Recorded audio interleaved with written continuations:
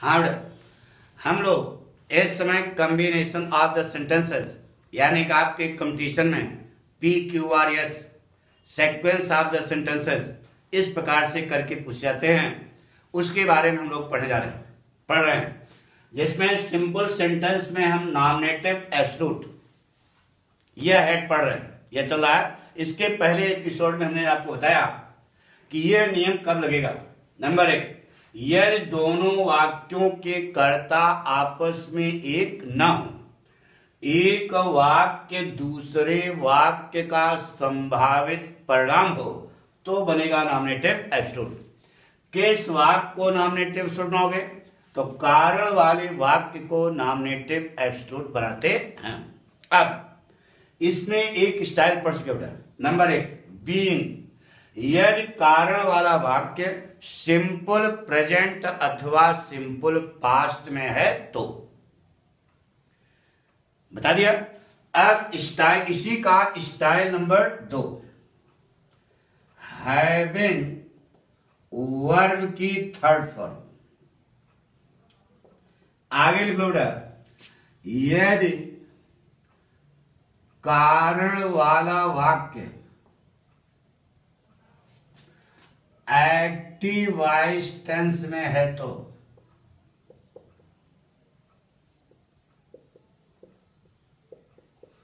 यदि कारण वाला वाक्य किसमें बेटा? Active voice tense. Active voice passive voice हम पढ़ा चुके, आपको मालूम होगा। तो यदि कारण वाला वाक्य एक्टिव वॉइस टेंस में है तो हैविंग वर्ब की थर्ड फॉर्म लगाते हैं पक्का। जैसे देखिए बेटा, the teacher entered the class, अध्यापक ने कक्षा में प्रवेश किया। दूसरा वाक्य है द स्टूडेंट्स स्टूड अप, विद्यार्थीगण खड़े हो गए। सबसे पहली शर्त, 2 वाक्य हैं, देखो दोनों वाक्यों के कर्ता आपस में एक हैं क्या? बोलो, हैं? नहीं। पहली शर्त लागू हो गई, अध्यापक ने कक्षा में प्रवेश किया तो संभव है कि विद्यार्थी क्या हो जाएंगे? खड़े हो जाएंगे पक्का। कुछ नहीं खड़े होते बेटा, विकलांग होते हैं, नहीं पैर से नहीं, किससे? बोल, हाँ दिमाग से। Very good. अध्यापक ने कक्षा में प्रवेश किया तो बेटा संभव है कि विद्यार्थी क्या हो जाएंगे? खड़े हो जाएंगे। तो अब प्रश्न वाक्य, दोनों वाक्यों में कारण कौन है? अध्यापक का कक्षा में प्रवेश करना, यही कारण है ना। तो कारण वाले वाक्य को नॉमिनेटिव बनाओगे तो कारण यही है। अब यह कारण वाला वाक्य देखो सिंपल प्रेजेंट में है कि सिंपल पास्ट में है कि past indefinite tense active voice. Past indefinite tense का एक्टिव वॉइस है। देखो इतना तो मालूम हो गया। तो जब एक्टिव वॉइस है तो कुछ न करो, यह जो वर्ब है इसकी पहले थर्ड फॉर्म कर दो। एंटर्ड, थर्ड फॉर्म यही होगी। एंटर, इंटर्ड, एंटर, ये सेकंड फॉर्म है, थर्ड फॉर्म हो गई। इसके पहले क्या लगा दिया? हैविंग। हैविंग वर्ब की थर्ड फॉर्म ये काट देना, यहां पर कामा लगाना, वाक्य पढ़ो बन गया बेटा। The teacher having entered the class the students stood up. अर्थ क्या हुआ? अध्यापक के कक्षा में प्रवेश करने से विद्यार्थी क्या हो गए? खड़े हो गए। यह हिंदी लिख के आएगी तो यही ट्रांसलेशन बनेगा, the teacher having entered the class the students stood up. पक्का। जैसे कहा बेटा, द सन रोज, सूर्य उगा। वी लेफ्ट आवर बेड, हमने अपना बिस्तर छोड़ दिया। पहली शर्त, 2 वाक्य हैं, दोनों वाक्यों के कर्ता आपस में एक है क्या? नहीं है। सूर्य उगा तो संभव है कि हम लोग क्या कर देंगे? बिस्तर छोड़। अरे जो हैरेट में पड़े हैं रोगी वो थोड़े छोड़ेंगे, लेकिन हम लोगों ने जो सामान्य वर्ग के लोग, संभव है कि हम सभी अपना बिस्तर क्या कर देंगे, छोड़ देंगे, कि वही अर्सियाए पड़े रहो, छोड़ दोगे ना। तो एक वाक्य दूसरे वाक्य का संभावित क्या है, परिणाम, तो बनेगा नॉमिनेटिव एडजेक्टिव। किस वाक्य को नॉमिनेटिव नॉमिनेटिव, कारण वाले वाक्य। कारण क्या था, सूर्य का उगना, सूर्य न उगा होता तभी सोते रहते, यानी सूर्य का उगना क्या है, कारण। पक्का, यही वाक्य कारण है। तो कारण वाला वाक्य एक्टिव वॉइस है, passive voice, past indefinite tense का एक्टिव वॉइस है। तो लगा दो बेटा, सबसे पहले हैविंग वर्ब की थर्ड फॉर्म, यह वर्ब है, इसकी थर्ड फॉर्म कर दो, क्या होगी, राइजन। अब इसके पहले क्या लगा दो, हैविंग, यहां कामा लगाओ, पढ़ो, बन गया।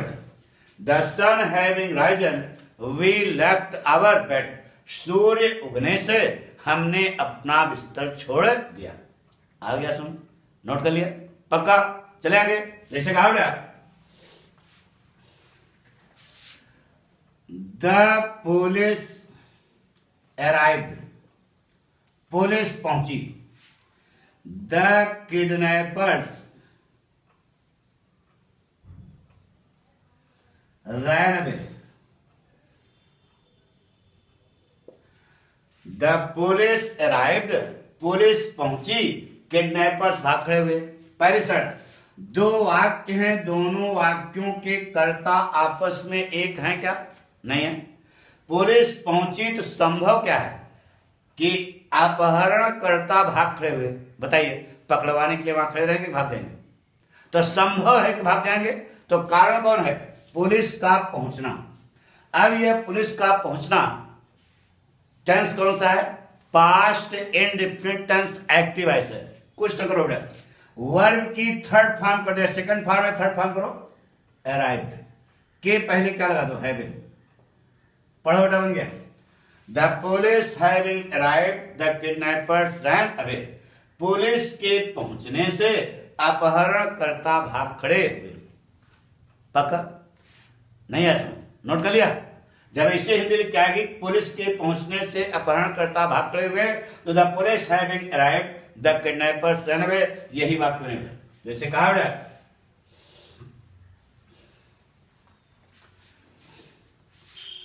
द बेल रैंग, घंटी बजी। The students gathered on the prayer ground, prayer ground. यह दो वाक्य हैं। सबसे पहली शर्त, दोनों वाक्यों के कर्ता आपस में एक नहीं है। घंटी बजी तो संभव एक विद्यार्थी प्रार्थना स्थल पर खड़े हो गए, पक्का।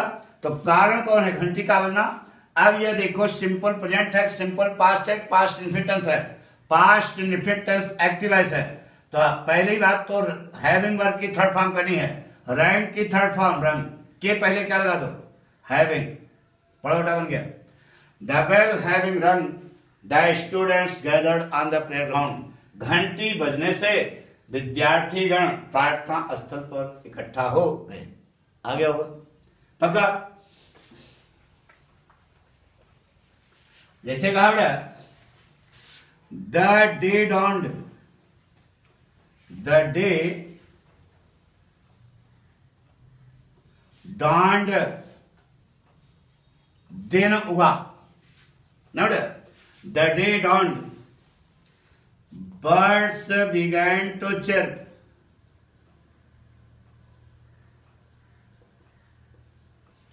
पक्षी चहचहाने लगे। सबसे पहली शर्त, दो वाक्य हैं, दोनों वाक्यों के कर्ता एक है क्या, नहीं है। दिन उगा तो संभव है क्या कि पक्षी जो है चहचहाने लगे, तो कारण कौन है, दिन का उगना। अब देखो, यह पास्ट इंडेफिनिट टेंस का एक्टिव वॉइस है, तो ऐसी एक्टिव वॉइस है, तो हैविंग वर्ब की थर्ड फॉर्म लगा दो। इसकी थर्ड फॉर्म क्या होगी बेटा, जो भी थर्ड फॉर्म में लगा दो, उसके पहले क्या लगा दो, having. The day having dawned birds began to chirp, पढ़ो, दिन उगने से पक्षी चहचहाने लगे। आ गया वो सब, पक्का। हाँ बेटा, यह हमने आपको नॉमिनेटिव एब्सोल्यूट का दूसरा पॉइंट क्लियर किया। अगले एपिसोड में हम इसका तीसरा पॉइंट प्ले करेंगे। ठीक है, ओके।